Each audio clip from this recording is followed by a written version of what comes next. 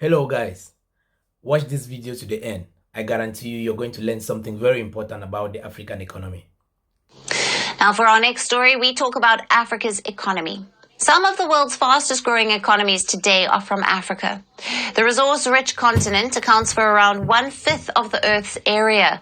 It is home to more than 1.4 billion people, representing 18% of the total world population. As per the International Monetary Fund, or the IMF, Africa's GDP now stands at $2.8 trillion. Last year, Africa's GDP was estimated at roughly... Yeah, I need to say something here. The African GDP is currently estimated to be at about 2.8 trillion US dollars.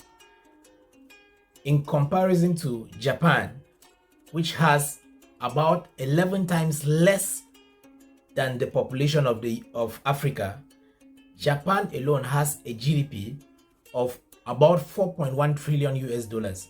That means they have a GDP which is almost twice that of the whole of Africa. To compare that with the United States of America, the United States of America has a population of around 330 million people.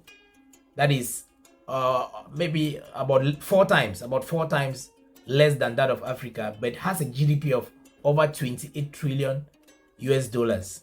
You can see the gap. But if you compare the workforce size of Africa, Africa has a workforce size of almost 600 million people. That is more than almost twice the population of the US, the entire population of the US, which means that we really have a huge resource, which is human capital, that is underused. What are the governments of Africa doing? Why are they not creating jobs? Why are they not creating jobs? Anyways, let's continue the video. 3.1 trillion US dollars. The continent's economic growth is expected to rebound by the end of the year, rising from a low of 2.6% in 2023 to 3.4% in 2024.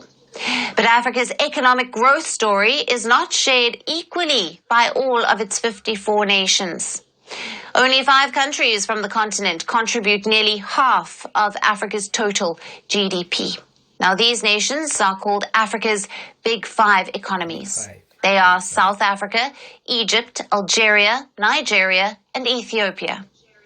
Together, these nations account for over $1.4 trillion of Africa's economic output, and the rest of the 48 countries have a combined GDP of around $1.4 trillion. Eritrea has not been included in the report due to unavailable data. Now, if we compare the Big Five economies, South Africa tops the list with a GDP of over $373 billion, followed by Egypt with a GDP of over $347 billion. Algeria's economy is valued at over $266 billion, Nigeria over $252 billion, and Ethiopia rounds out the list with a GDP of over $205 billion. Collectively, these Big Five economies represent a population of approximately 569 million. Even though these countries collectively produce huge economic output, their economic structures are very different. For South Africa, its financial and manufacturing sectors have helped it become Africa's biggest economy. Its mining industry also plays a vital role, contributing around 8% to GDP. South Africa is a significant global producer of platinum, group metals, and gold, and also exports these resources. Then comes Egypt, whose strategic location has helped it to play a major role in global trade. Egypt controls the Suez Canal, which is very crucial for world trade. It's estimated that a staggering 12% of global trade travels through the Suez Canal every year.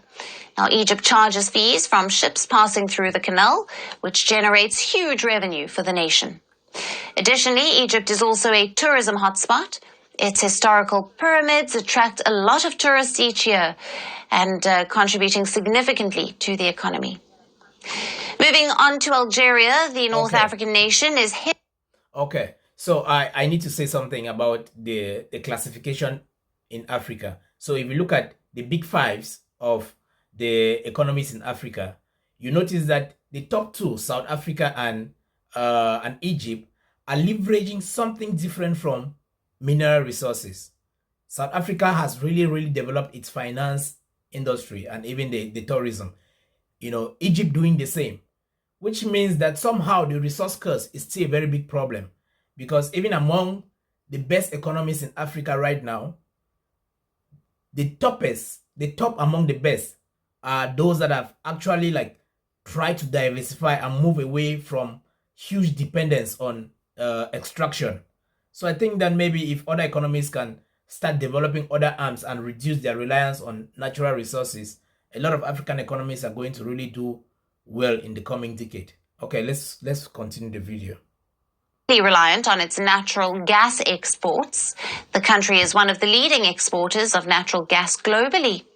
The economic growth in Nigeria in the West is also largely from its energy sector, but the country focuses on crude oil. Same thing. Nigeria is Africa's largest crude oil producer.